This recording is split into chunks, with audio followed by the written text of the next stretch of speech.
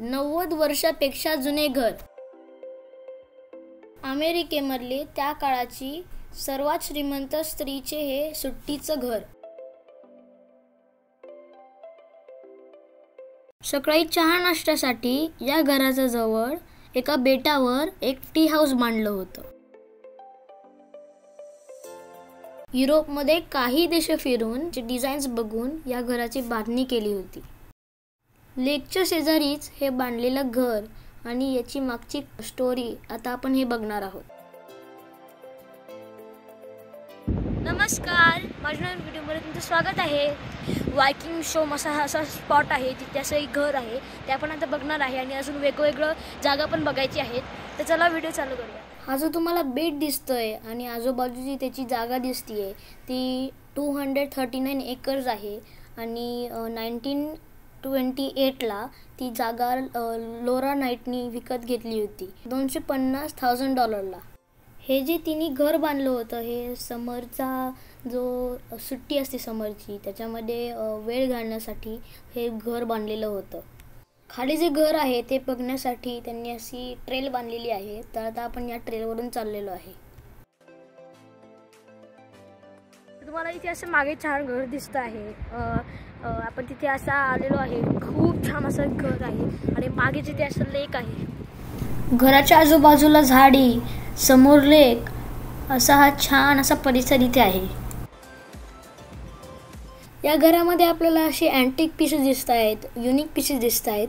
ते लोरा नाईटनी स्वीडनला जाऊन, नॉर्वेला जाऊन, डेन्मार्कला जाऊन असे छोटे छोटे गोष्टी आणल्या होत्या या घरामध्ये ठेवण्यासाठी.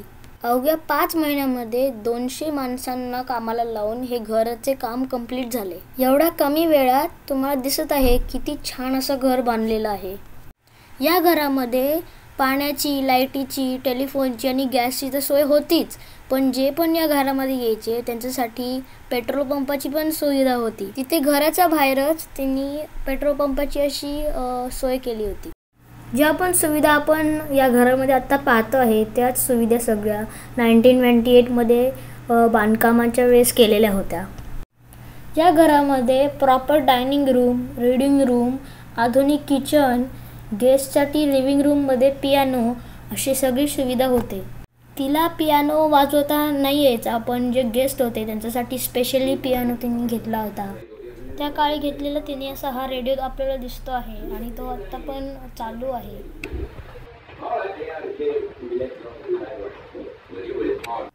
लिव्हिंग रूम, किचन आणि वरचे जे बेडरूम आहे तिथून आपल्याला असा छान लेक दिसतो.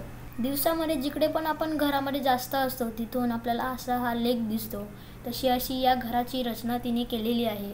हे जे वरचं सिलिंग आहे ते सगळं असं पेंट केलेलं आहे हाताने.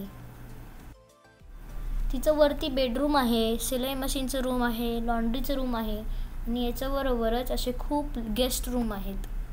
इतकी वर्ष झाली तरी त्यांनी असं हे जे घर आहे ते खूप छान मेंटेन करून ठेवलेलं आहे.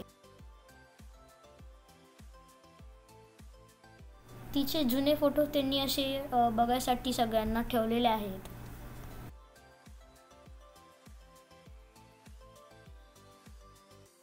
एवढं मोठं घर आहे तर त्या घराची काळजी घ्यायला किंवा ते मेंटेन करायला कोणीतरी तर पाहिजे. तर त्याच्यासाठी तिने असे माणसं ठेवले होते जे विंटरमध्ये खूप स्नो पडायचा तेव्हा कोणी घरी नसायचं तेव्हा ते घर साफ करायचे किंवा मेंटेन ठेवायचे. त्यांच्यासाठी पण तिने असे खाली रूम्स केलेले आहेत. विंटरमध्ये सगळा हा जो एरिया आहे तो बर्फाने सगळा झाकून जातो. हे जे घर होतं ते तिने नुसतं समर वॅकेशनसाठी म्हणजे उन्हाळ्याच्या सुट्टीसाठी येण्यासाठी बांधलं होतं.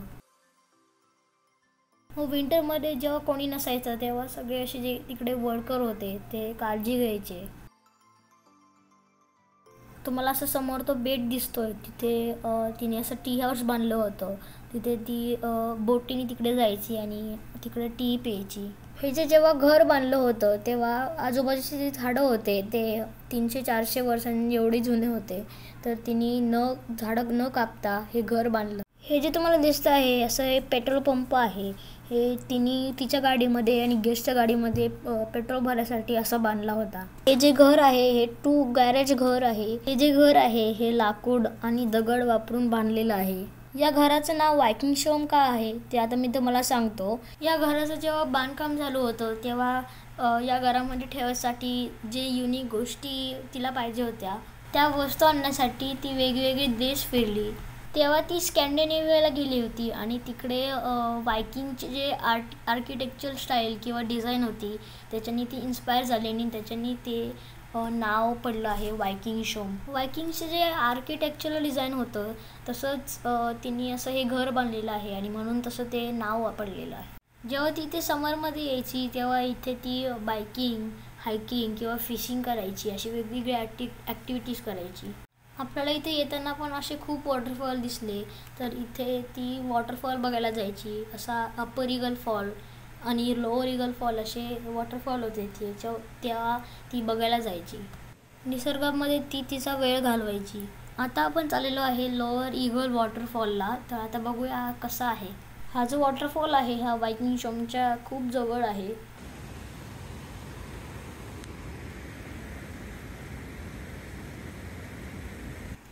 इथून असा खूप छान व्ह्यू आपल्याला दिसतो आणि खूप क्लिअर वॉटर तुम्हाला दिसत आहे. हे वायकिंग शोम तुम्हाला कसं वाटलं, हे घर कसं वाटलं आणि तुम्हाला हे खूप आवडलं असेल हे घर तर माझे अजून 2 लेक टाहूचे व्हिडिओ आहेत ते पण नक्की बघा. हा व्हिडिओ आवडला असेल तर लाईक करा, शेअर करा आणि चॅनलला सबस्क्राईब नसेल केलं तर नक्की सबस्क्राईब करा. धन्यवाद. बाय.